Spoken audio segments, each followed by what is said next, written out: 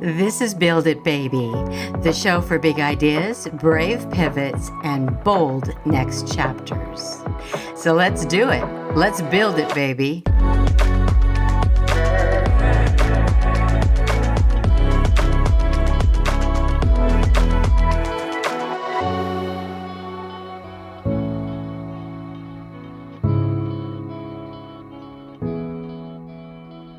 Hey there, Penelope Bent here. If you're a dreamer who does, well, then you are certainly in the right place today. Welcome. This is Build It Baby.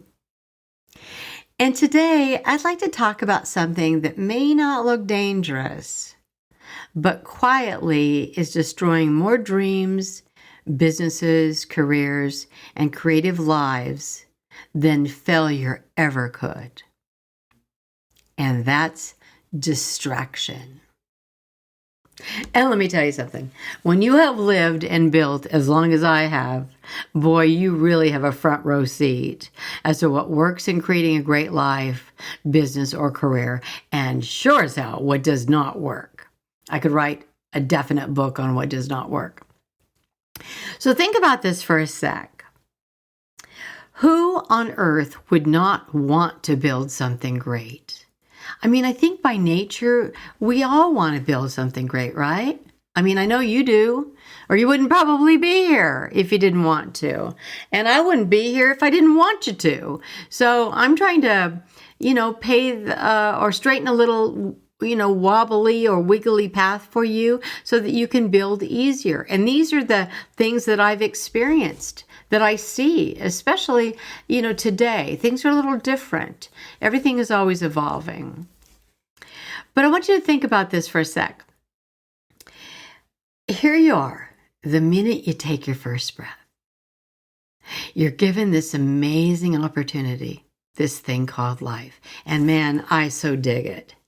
Life is gorgeous and huge. And I mean, I'm just playing in it every day, all day. And I've been doing that my entire life. And with that twinkle in your eye of excitement, you know the one that you only see in a baby's eye, that twinkle that sees all the possibilities stretch out in front of them as babies, in front of you as a baby. And with the innocence of a child, you believe, I can do this. I'm going to build the life of my dreams. And you're raring to go. And you're ready to build it, baby. Well, if this is the case, why are so many people feeling so stuck today?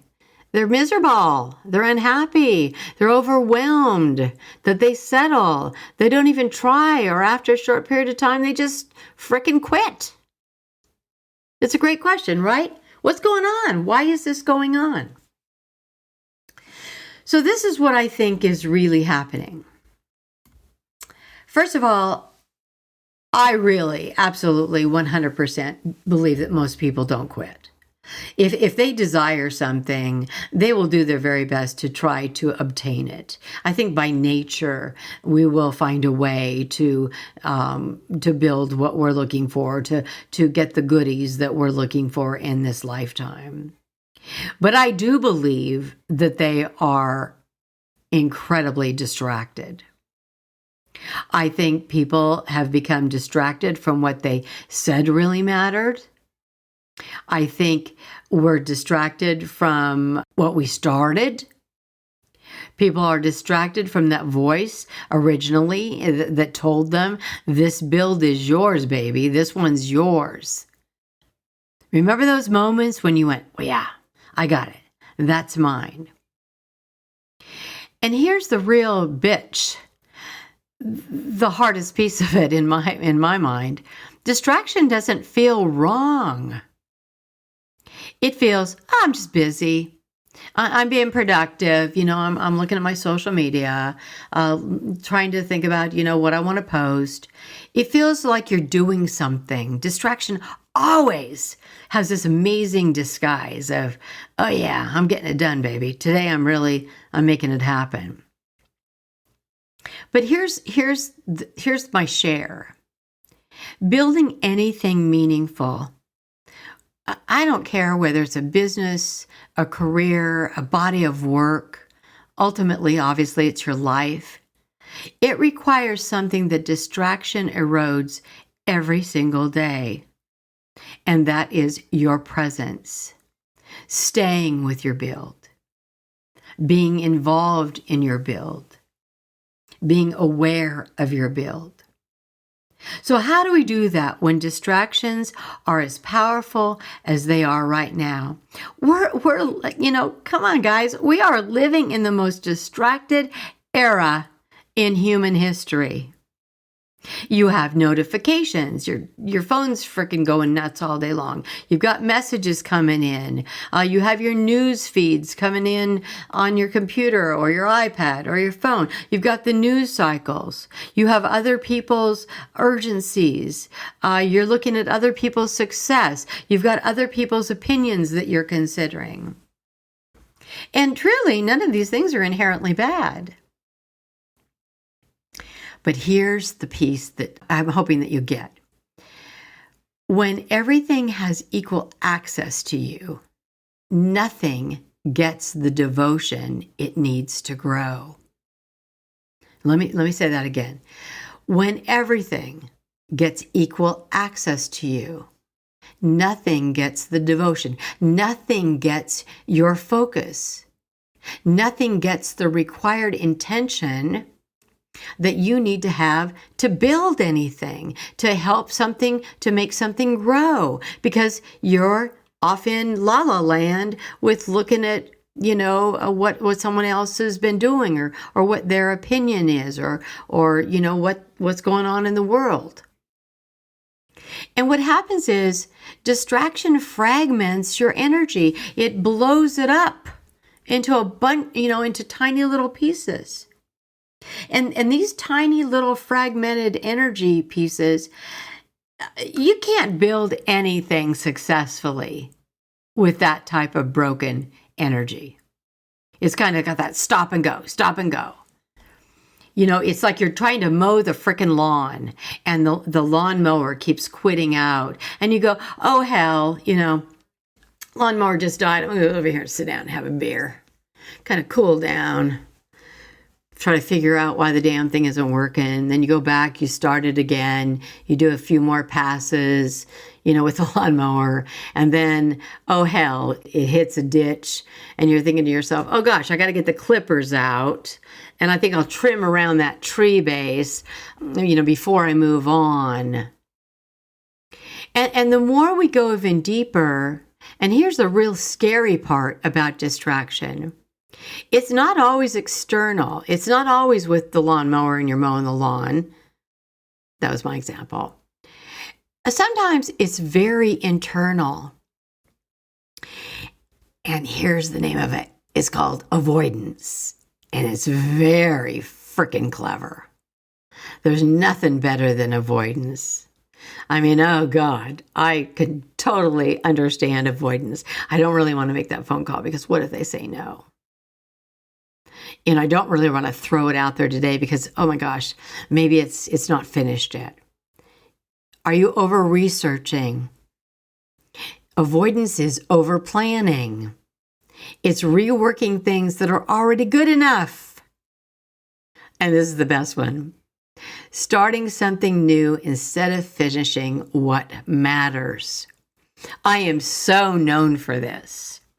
I get, off on another tangent, and then before you know it, I got 5 puddles all over the office, and I'm, working on something else. I mean, distractions they're so easy, and they're very exciting and fun because you like the new pieces, oh, this looks so new. When I know that what I'm doing is I'm avoiding the piece of that final last stretch, that one that I'm really fucking scared about, the one that I'm thinking to myself, oh shit, what if it doesn't work? That's what I'm avoiding. I'm avoiding that. I'm being distracted by this would be a great idea. Let me kind of, let's put that in the pot over here and maybe play with that concept a little bit. I'll do a little research on that today.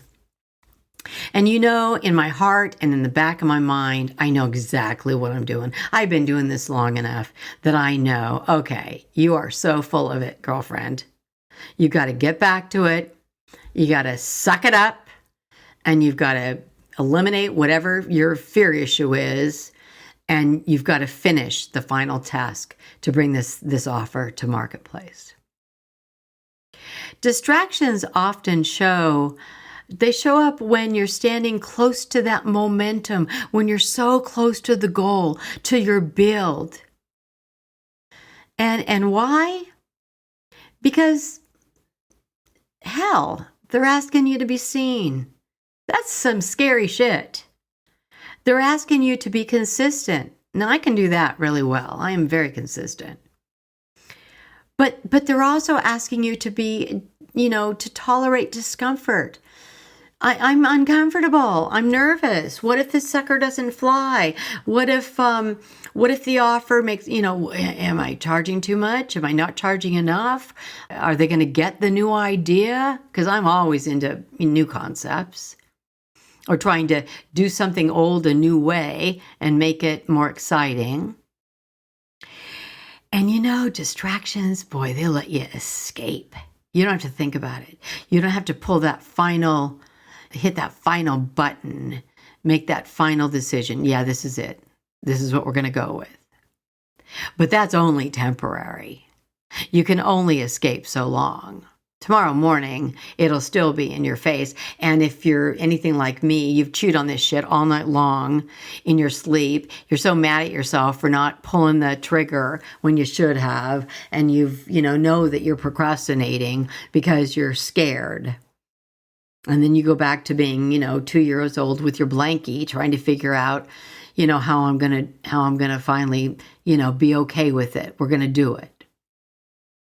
And there is a temporary escape, but boy, it is at a cost.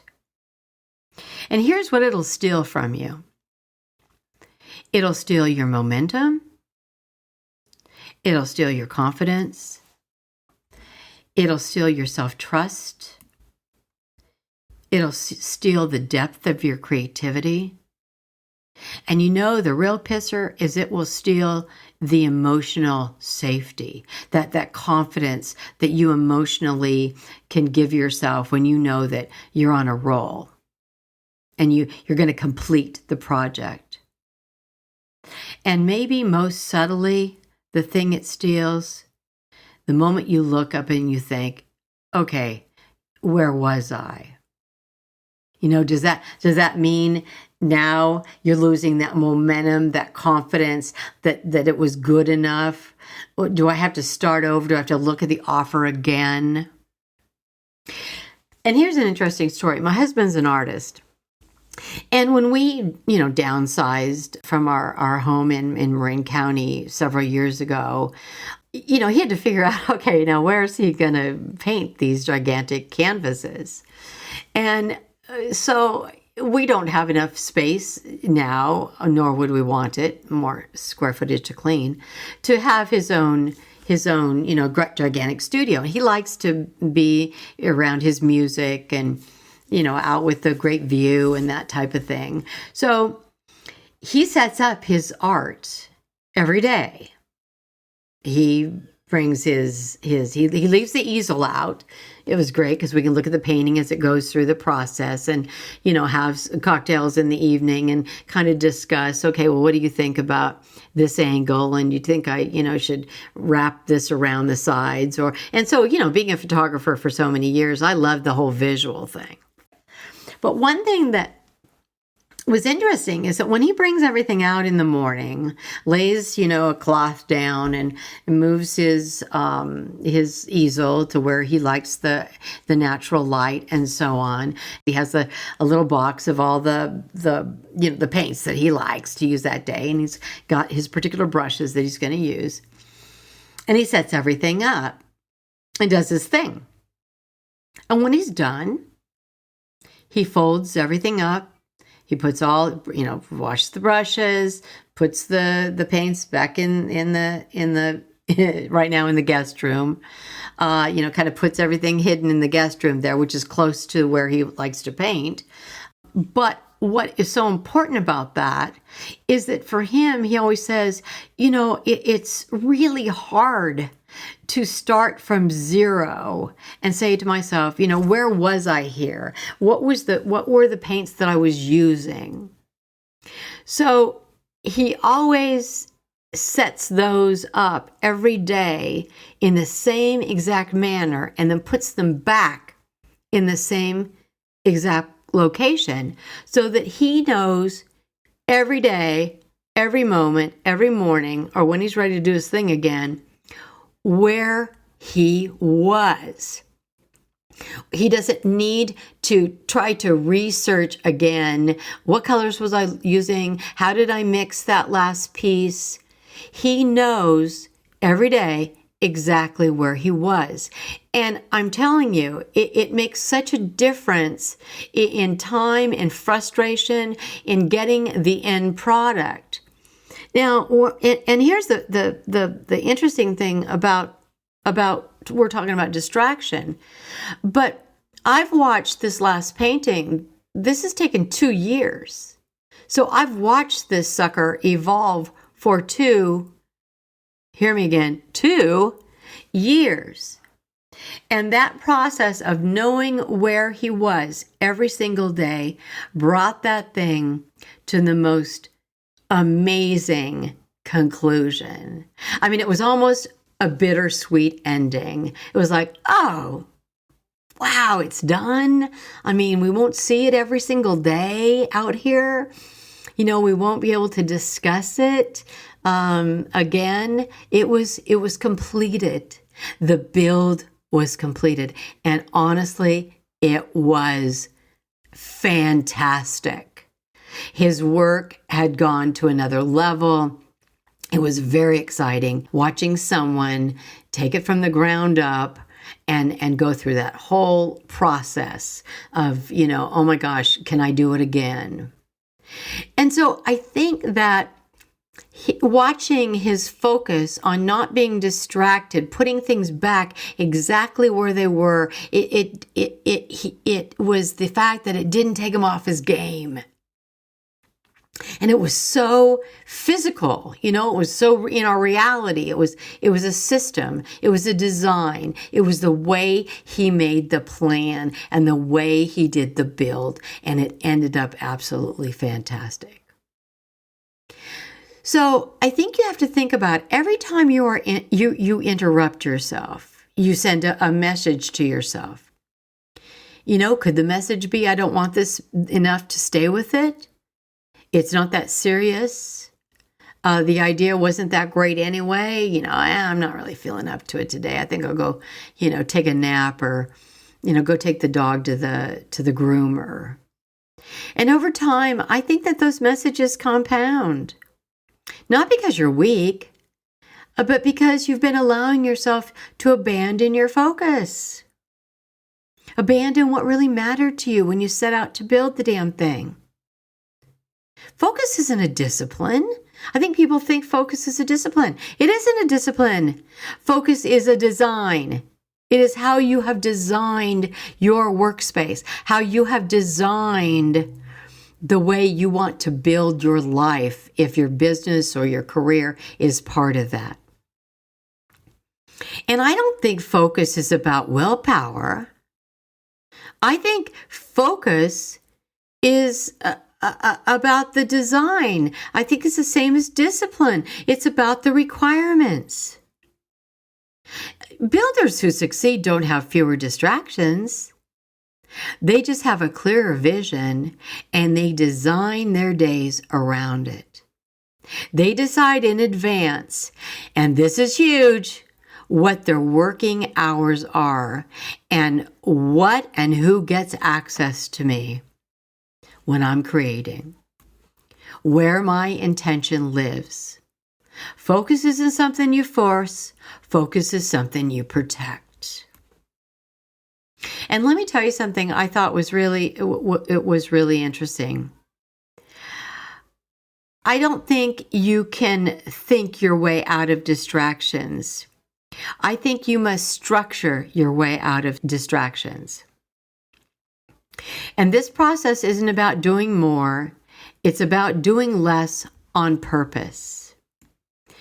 And I think for most, you need to set a process in place for your build. So when I think about my process, I hit the office almost exactly at the same time every day. And I have my office in my home.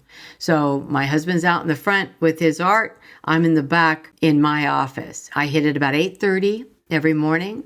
And the first thing I do is I jump on the computer and I go through every financial bank account, credit card, anything that I have that has to do with my sources, my money. And I check every bank account. I check every credit card. I check everything first thing. And frankly, it only takes me about 15 minutes. I want to know how much I've got, where I am, and where we are today. Secondly, I hit all my social media sites. I look at what others are talking about. I go right through them, whether it's Facebook, Instagram, LinkedIn. I look at, respond to any questions or messages people might have for me. And I take care of that piece of business first thing every morning. I get all of that off of my mind. And then I have all my list of business, which I have previously put together a month at a time. I have my month goals and I take those down on a weekly basis. Every Sunday night, I write down what I want to handle that following week and I check those suckers off the list. I am building and I know exactly what I need to make that happen. That's my little process. That's my little system. And I do not deviate. And I actually even write down, 10 to 11, it was on working on the Recruiter Mania company. Maybe from 2 to 5, I'm working on my scripts for the podcast and sending them to my producer and seeing if there's any adjustments. In the afternoon, I'll maybe be doing a recording on certain particular days so that I can, chat with all of you out there and hopefully share some good information. But I have a structure and I have a plan and I do not deviate from that. Because I look at what I've accomplished at the end of the week. And if I haven't accomplished everything on that week, I move it to the following week. But by God, within that 30 days, I don't care if I have to work on a Saturday, I'm going to get that off my list. Now, the caveat to that is that I know the timing. I've done this enough that I don't overwhelm myself. But I don't do a lot of chit chat. And here's something really interesting. Both my husband and I are very, very respectful of each other's builds. He doesn't run in here and say, oh, you want to chat about this or that. He'll maybe it's something important. He'll say, hey, if you have a minute, when you're coming this way, I'd like to ask you this question. But it's always when it's good for you, when you have a minute. Very respectful of each other's time. And not to distract and take us away when it's a really, really important, maybe this is an important pivotal moment or time for us. So I think that there is so much to be said about distractions. And here's the good news. When you're aligned, fewer things feel urgent. And by alignment and clarity, you're clear and you're decisive about the tasks at hand. You've chosen to build. You have designated hours. Hours that you go to work. If it's a career, find your perfect fit. If it's life in general, maybe time to reflect and embrace the beauty of your relationships. Whatever it is, make that piece happen. When you're aligned, you don't need constant input. When you're aligned and clear and focused, you can sit with your work without reaching for escape. Alignment creates calm focus. Distraction creates false motion. Remember, this is not about perfection. You don't need a perfect routine. You don't need to disappear from the world. And you don't need rigid rules. You need intentional attention. Even one protected hour a day can change everything. but only if you value it and stop leaking your energy. Value your source of energy. It's one of the most valuable elements you'll have and one you need to protect. The life you want is built in quiet moments with structure and design, not in reaction to, oh gosh, I've got to, watch the video on social media because it's such a cute little kitten. It's not by comparisons, and it's not created by constant consumption. It's created by being present in running your race the way you designed it. And if you feel distracted right now, that doesn't mean you're failing. It means something meaningful is asking for your focus. If it's nagging at you, then it deserves your focus. It deserves your attention. It deserves you. So here's the part where I tell you exactly what I know. These are my knowings, the things I no longer question because they've shown themselves to me again and again. Not from a book, but from building, getting knocked down, getting back up, and doing this work in the real world. Okay, so here are my knowings. Number 1. I know that with clear intention and a focused, disciplined energy, you can build the life of your dreams. Number 2, all the goodies, the possibilities in the universe don't just drop in your lap. With focused energy, you create them. And number 3, only you can set your course of accomplishment. Life is big. It has no boundaries, so build big, think big, and never take your eye off the sparrow. So those are my knowings. Okay, it's time for our listener question. Here we go. This is from Scott in Jasper, Georgia. This is great. Do you ever get bored? My job is the same every day. I like it, but I am bored. And I have done the same thing for so long. Any suggestions? Oh gosh, Scott, I have pictures of myself when I was little. Boredom is my big thing. I get bored so easily, I cannot tell you. That's why I love owning my own companies, because no day is ever the same. I mean, it's got some structural elements that are the same, but no day is ever the same. And I cannot tell you how awful being bored is. My suggestion, if it's a job that you've got to stick with for a while, I would try to find some different angles to it, some different elements.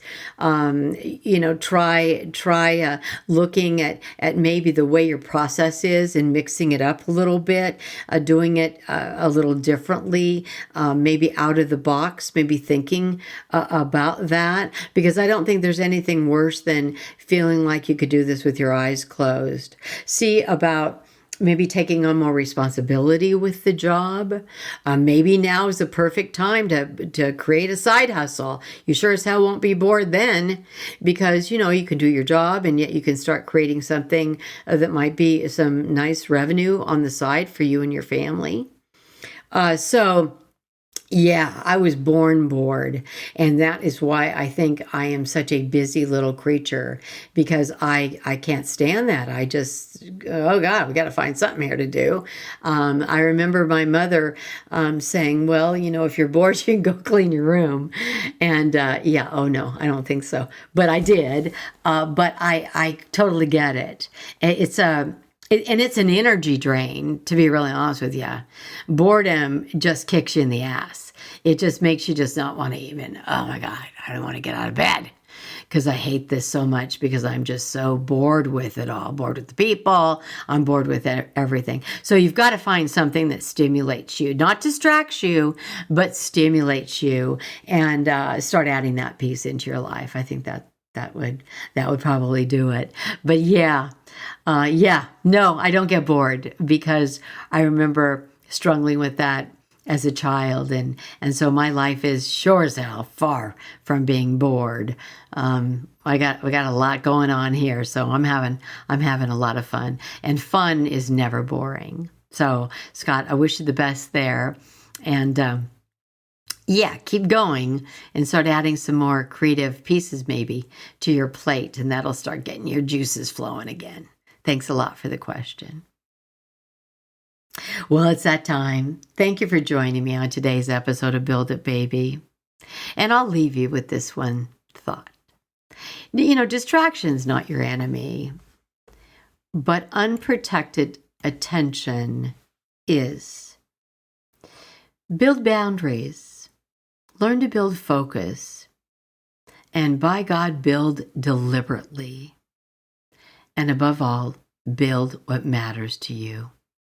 You can do this. Now go build it, baby. Always best be. Build It, Baby is a Rainy Day Production House original. Hosted by Penelope Bent and produced and edited by Morgan Clymer. Music by Yuri Shemshashen and Oleksiy Holobiev. If this episode spoke to you, please follow the show and leave a review. It helps more dreamers like you find us. And remember, you're not just building a bold business or a career, you're building a bold life.